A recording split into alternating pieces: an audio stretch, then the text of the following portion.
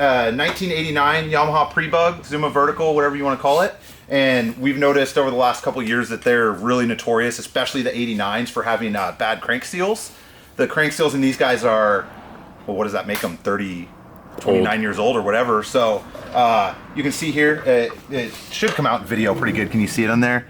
Maybe a little bright right there. But anyway, you can see a little bit of like wet weepage around the inner seal lip, and then that's a really good sign. Basically, my opinion on these pre-bugs now after seeing these is pretty much every one you get, you should change the crank seals on. However, if you want to look at yours and confirm if it's bad or not, if you see like a little bit of fuel leakage, you could also test them with a pressure test kit, but these are usually so bad that you can just look at them. And I haven't touched the seal at all, and you can see, it might be hard in the video, but you can see that the oil and then the top of the seal is sort of like bowed up for some reason. So, and then if you come around to the other side, again, it's not going to be super easy. I haven't cleaned anything yet, but you can kind of just see the telltale signs of a bad seal. There's an extra large kind of crack where it should be a nice tight seal.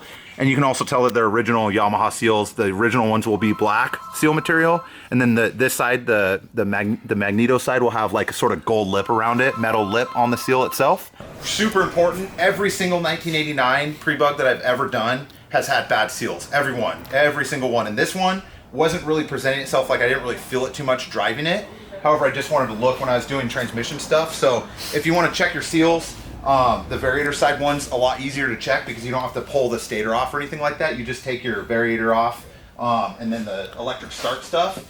The seal hides behind all the electric start stuff, so you want to just make sure on this particular bike I'm not going to put any of this back on, so that can just go aside. But if you take that off, you'll look and see that basically the seal has a little bit of extra kind of oily stuff around it. And seeing that it's original seal, even if it didn't look physically bad, I would replace it anyway. Cool. So for these seals, few different ways to get them out.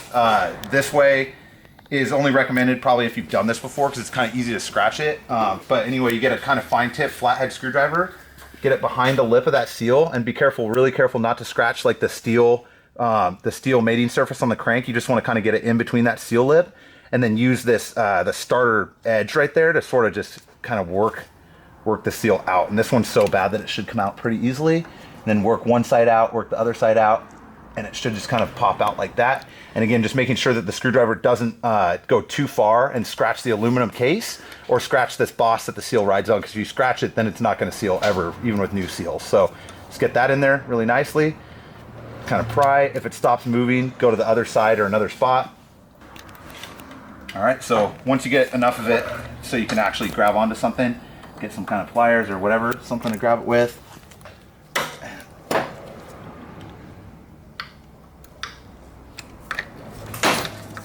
So once you get a good bite on the seal, you should be able to sort of, and then so it's going to be kind of hard to tell on these if you screwed it up because they're so butchered. But even if you put a new seal in and you feel this rubber is just, it doesn't have any sort of elasticity. Like if you push it over, it just sort of stays blobbed over. That should be a nice tight seal, because that's actually what's pulling down on the crank itself. So I'm not going to worry about showing this in the video, but once you get the seal out, you want to get some kind of like carb cleaner or something like that and just go and clean all the gunk out. It's a good time to clean any, if the bearings are 29 years old, they're going to have some gunk, engine grime and stuff like that in it.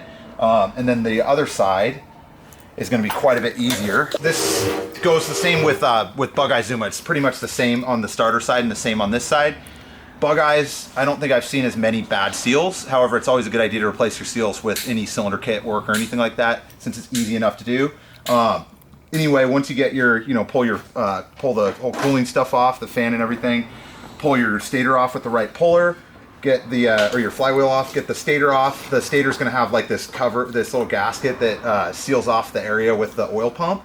This would be a good time if you're building your scooter to also pull the gear off, so you're not using your oil pump anymore if you're going to go premix.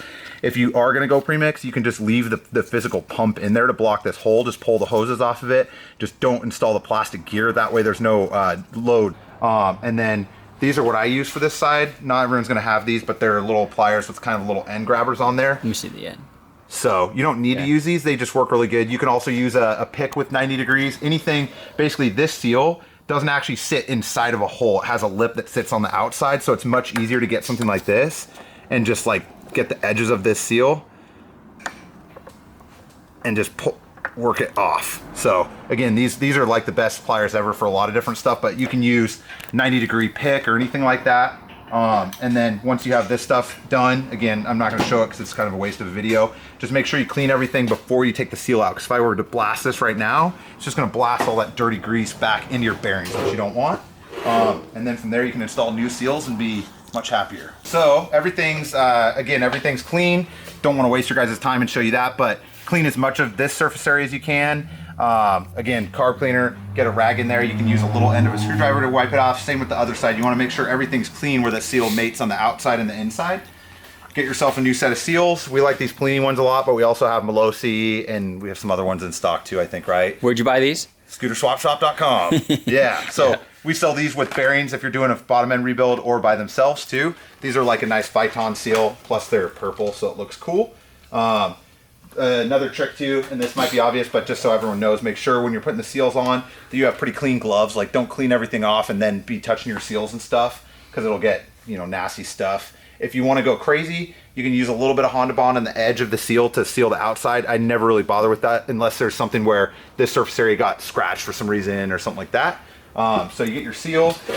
This works just fine with 2-stroke oil or any sort of grease or something like that. I like to use assembly grease to get the inside lip of the seal. What happens if you put these together dry, your first start with these seals, there's no lubrication on the seal at all until they get oil on it. So it'll cook your seals pretty quickly if you put these together with nothing on there. And again, you can use 4-stroke oil, regular home grease, or anything, just some sort of lubricant on the edge of the seal lip. So when you start it up, there's not a dry surface right there. We have these tools available. Email Brandon or anything like that. This is a seal installer tool. I forget what it was, like Buzznetti or something like that, but they work pretty good. I modified this one just a little bit to install the seal to the exact right depth, so you can just tap it in and it stops. So we have these, and then with the trick, I saw somebody else post about how far to go with the seal. I don't know if you're going to be able to see this on there. How well can you see that little O-ring groove in there? See, let me grab a screwdriver so I can point it.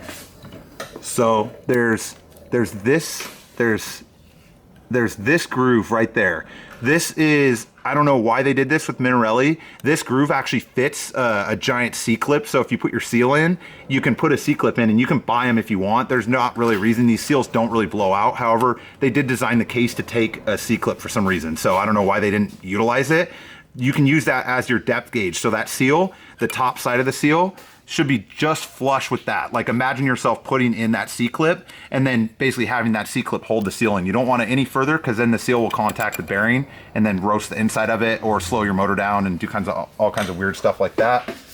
Another trick, I don't know, this might be top secret though, but... Do you want to tell them secrets? Yeah, we want to give a secret for a good video. Just one secret. It's good, just one secret. So this is the little spacer that normally goes behind your starter gear to space the starter gear out of the crank. You'll see if you take your starter gear out, this is the last thing that's on the crank before you put the starter gear on.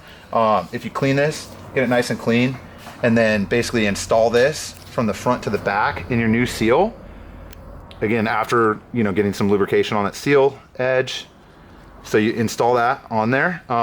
What that does is it allows this lip of the seal to go past the actual edge of the crank. If you just try to jam this seal on, a lot of the time the edge of that crank will actually will hold the lip, and the lip will fold out. You don't want that lip to be folded out. You want that lip to be around the crank. If that lip folds out even once, your seal's basically been destroyed. So once that's on that little metal spacer thing, you can get this on here, and then just go ahead and push it in by hand. Yeah, let me know if is that a good thing? Yeah. So once this little spacer thing is seated all the way, you can kind of rock this seal back and forth, and you're not trying to push it in straight. You're trying to kind of get one side on at a time to kind of get it over that, and it should sort of feel like it's going in slightly, but it will hit a sort of hard spot, and you can tell when it's on the actual crank boss, because it'll let you take this spacer off. So not far enough. So once it lets you take that out, and you can get a good shot of this, you can also see if your seal's folded over, because you can see that it's a direct circle around that. If your seal's folded over, it'll sort of look like it has a blob off on one side. And if worst case scenario, if you get it this far and there's a part on there, you can very gently kind of get the seal lip over. I don't recommend doing that. I recommend trying to get it first try using this trick with the spacer, because then there's no damage done to that seal lip for to wear the seal out first. So then we have these. If you're crafty or have like a lathe where you can cut plastic, you could easily make one of these, but we also have these for sale. So this, again, once you have that that lip of the seal on there, you can basically get this on there.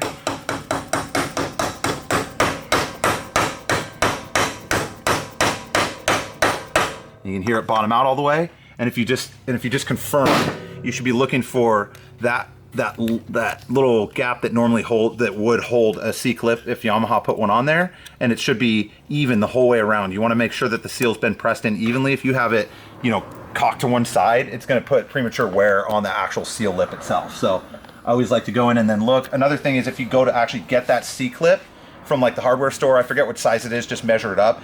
That seal, that clip will actually let you press the bearing on, and then as soon as that clip goes as far as it can, it'll pop into that groove and it won't go any further, so it'll let you push the seal in straight. The other side, again, real easy. I don't think there's really any reason to show this one. This one goes on. Again, just lubricate that lip. The other one, you're going to want to get all the oil pump drive stuff out of the way. There's little dowels and a couple little C-clips that you need to get to actually remove and install the new seal. So yeah, and then if you want to go crazy, you can always pressure test after, but usually if you've done it correctly, the new seals are going to be pretty much good to go and cherry.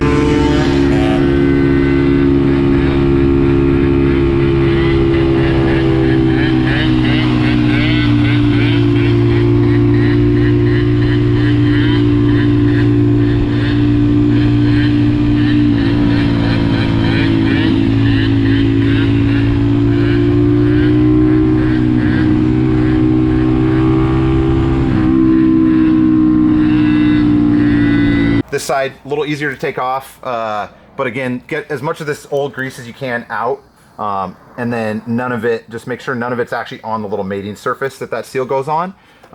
This seal, since this side, the seal has like a little lip where it rests on, unless you hammer on it really hard, this seal cannot go in too far because it hits that lip and then stops. So again, clean gloves, get some sort of grease or two-stroke oil or anything on that seal lip so it doesn't burn out your seals. And maybe we could add this stuff to the website if it's not already on there too. It's pretty good stuff. Rock it around that little lip. That second lip is really kind of where it gets stuck. You can see. So you shouldn't have to force it on. You should be able to rock it around until the seal just gently slides in. This one, you don't need any sort of special driver. If you're at home, you can use, you know, like if you have an extension with a socket, you can just gently push each side on. But since we have this here, I just want to show with this tool. This side's for doing the variator side. That side's for doing this side. It just goes flush on there. And this is nice for knowing you're doing it first try correctly. So instead of, you know, messing around with like sockets and damaging the seal or anything like that.